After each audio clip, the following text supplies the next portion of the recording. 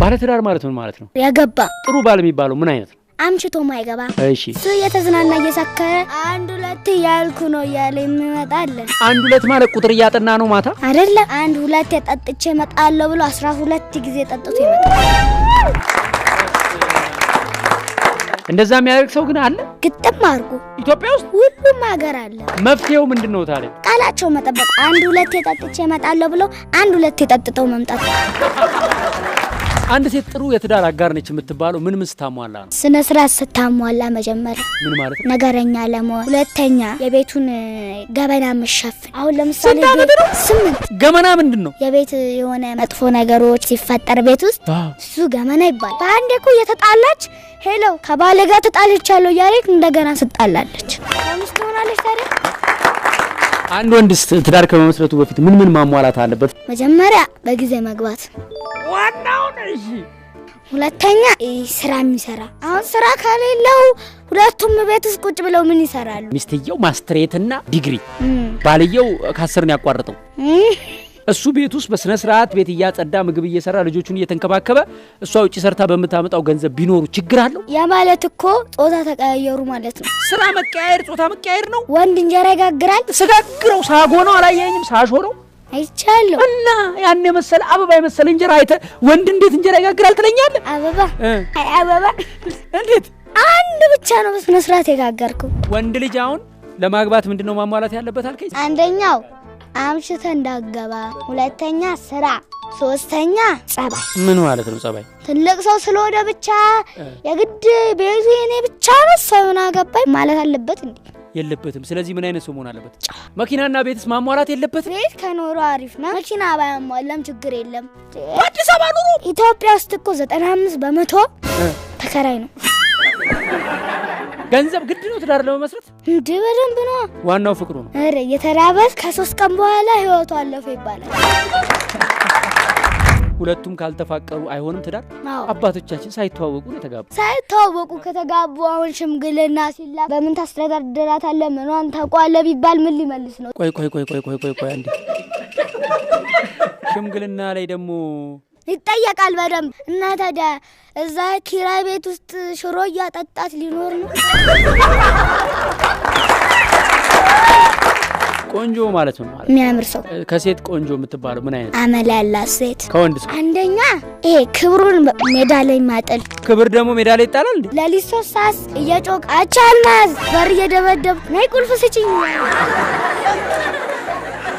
አንተ አሁን 8 አመት ነው።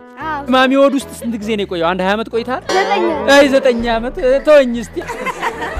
አባት መፈራት ነው ያለበት በልጆቹ ወይስ መወደድ? መፈራትም መወደድም ያስፈልጋል። ለምን? እነሱ እየወደዱ ካልተፈራ ቢቆጣቸው እንኳን አይሰሙም። እሺ እሱ እየተፈራ ባይወዱ ደግሞ ሁሌ አባታቸውን ይጣሉታል።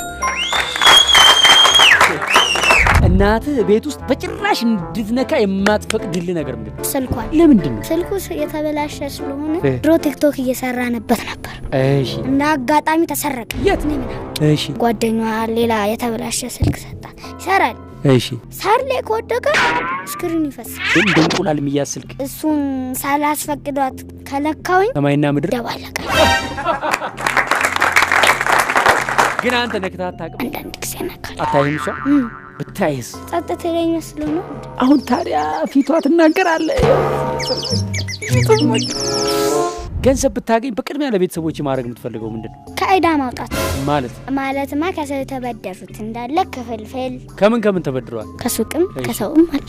ለምን? ሰው ሲቸግረው ነው የሚበደር። ምን ያክል ይሆናል? አላቅም። ስለዚህ ብር ካገኘ ሄደ እናትን ምን እንደምትላት? የሚያስፈልጋቸውን ብር ሰጣና ዕዳሽን ክፈይ ይላታል። እሷ ግን ብሩን አጥፍታው ሳትከፍል እንደገና ዕዳ አለብኝ ብትልስ? አታረገውም። የቤት ኪራይ ስንት ነው የምትከፍሉት? 10,000 በቅርቡ 12። ማን ያለው እንደዛ? አከራይ። 12,000 ውድ ነው ርካሽ? ለአንተ ርካሽ ሊሆን ይችላል፣ ለኛ 12,000 ብር 12 ሚሊዮን። አረ ሎጂክ እንዴ ነው? ኦፕን ኪችን ነው ባለ ስንት መኝታ ነው? ምን አይነት ቤት ነው? መኝታ 2 ነው። እሺ አንድ ክፍል ሳሎን። ኮንዶሚኒየም ነው አይደለም? ምድር ኪችን አለው። ዘንድሮ እኮ ቤት መከራየት ምርምር ሆኗል ይላሉ አንዳንድ ሰዎች። ደላላው ይደውልና ማን ነው የምስራች ዘመናዊ ስቱዲዮ አግኝቼልሃለሁ ኦፕን ኪችን ሲል አንተ በፈረንጅ ፊልም ያየው ይመስላል። እዛ ስትሄድ ግን ሽንኩርት እየከተፍክ ቲቪ ማየት ብቻ ሳይሆን አልጋ ላይ ተኝተ በጣት ወጥ ማማሰል ትችላለህ ማለት ነው። ስራ ልትሄድ ታክሲ ውስጥ ገብተህ ወንድሜ ምን ተቀብተህ ነው ይላል። ምን ትላለህ? ነጭ ሽንኩርት። ከቤታችሁ አንተ መቀየር የምትፈልገው ነገር ምንድነው? አልጋ ሳልጨርስ አየር ላይ ምን ያክል አማሯል እንዴ? አልጋው ለምንድን ነው መቀየር ያለው? ተሰብሮል ቁጭ ብሏል። ኧረ ተው። አዎ መሬት ላይ ነው የምተኛው ሳሎን። ወንድምህ አለ? የለኝም። ብቸኛ ልጅ ነህ? አዎ። ከማን ጋር ነው የምትኖሩት? አሁን ከእናቴና ከአያቴ ጋር። ለ3 ነው የምትተኙት አልጋ ላይ? አዎ። እና ለ3 ነው የሰበራችሁ? አይደል? አያቴ ግብዳ ናቸው ስገምት። በጣም በቅርቡ 94 ይሆናል በኪሎ።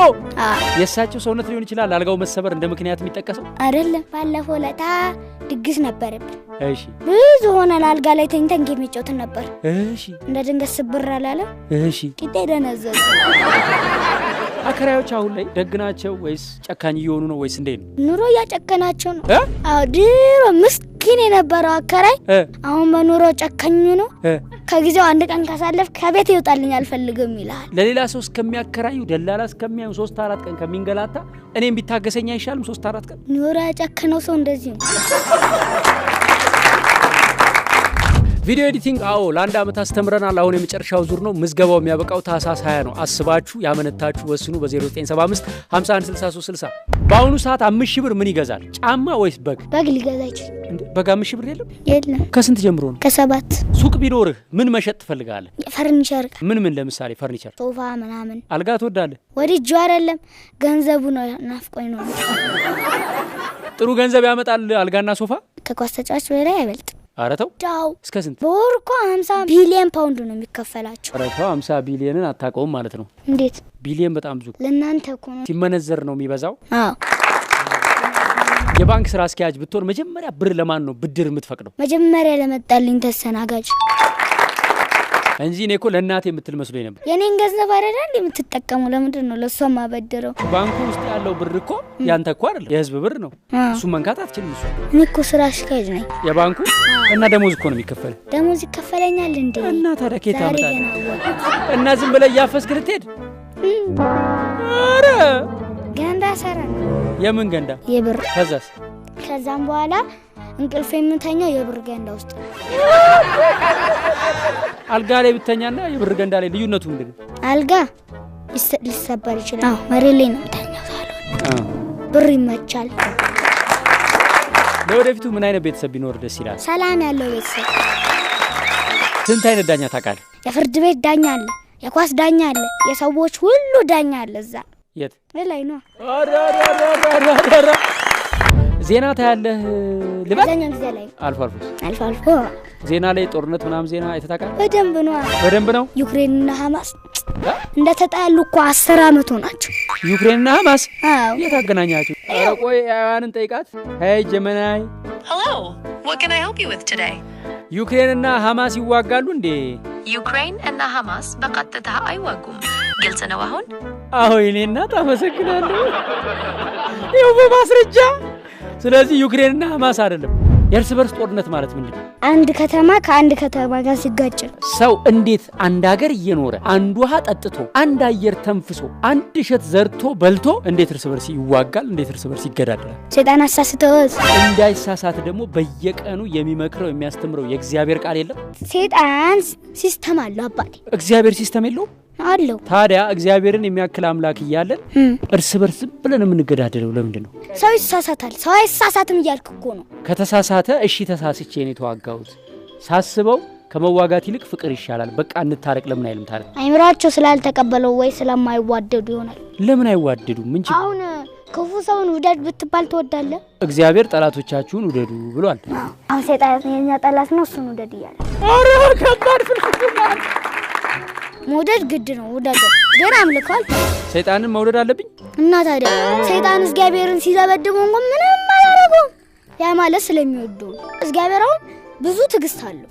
አሁን ባለፈው ሆሊድ ተቃጥላለች። ምክንያቱም በተረጋጋሚ እግዚአብሔርን ያንቆሸሹ ሰይጣንን ክብሩን ከፍ ሲያረጉ አቃጠላቸው። ላንተ ኩያ ገጠር ይሄ ጀሪካን ሳይሆን ቦርሳ ነው። ብዙዎች ትምርታቸውን አቋርጠው ሄደው ውሃ በዚህ ቀዳሉ። ነገር ግን የሚሸከሙት ንጹህ አይደለም። የተበከለ ክፍቱን የዋለ አተላሚ መስል ቆሻሻ ውሃ ንጹህ እንዲጠጡ መንገድ ጀምረናል። ለመጽደቅ የዘለቄታ በጎ አድራጎት ድርጅት ይሄን ባርኮድ ስካን ያደረጋችሁ ወይም በአካውንት ቁጥራችን 1071976338 ላይ እርዱን እያልን ነው። ያቅማችሁን እርዱን። ታሪክ ተሰርቶ ለመመሰጋገን ያብቃን።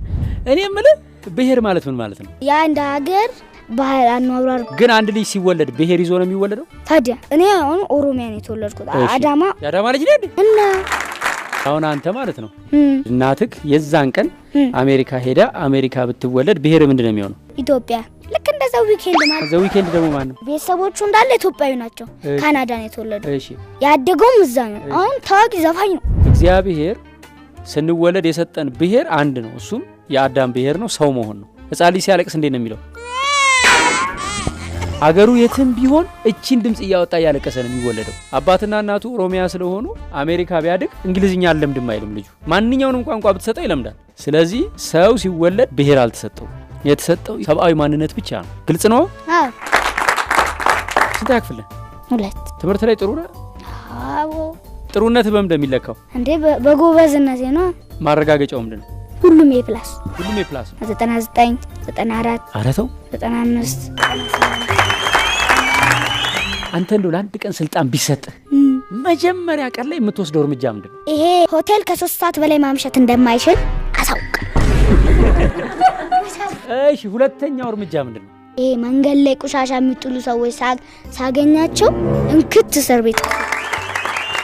ሶስተኛ እርምጃ ደግሞ ወስደው መንገድ ላይ ጎዳና ላይ ምናምን የሚኖሩ ሰዎችን አንስቼ ቤት ምናምን ሰጣቸው። ከየት አመጣ? ከዚቼ ሰጣቸዋል። እናትስ ትቆጣ ፊቷ እንዴት የምታረገው እስቲ ያሳይ። ኩስተር ታረጋና ለምን እንደዚህ ታረጋለህ ትለኝ። ትገርፋ ታውቃለች? በምን? በቻርጀር፣ በቀበቶ፣ እጅ በጆሮ ቻርጀር ድሮ ነበር። አሁን በቀበቶ። አንተ ነው ቻርጅ የምታረግ ማለት ነው። እናት አባቱ ያልቀጣው ልጅ ቡኩን ነው ይላል መጽሐፍ ቅዱስ።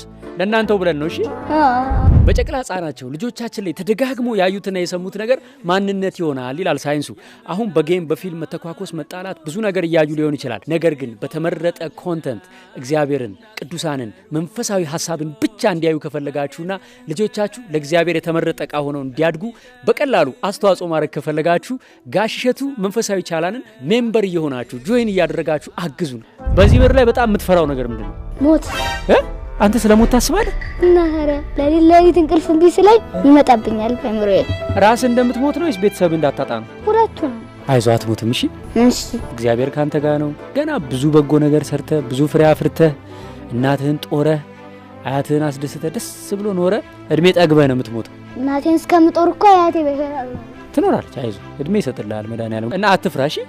በህልም የሚመጣው ደግሞ ሆረር ፊልም ታያለህ? እሱ ነው ሌሊት የሚመጣው። ይኸውልህ የምታየውን አስተካከል እሺ።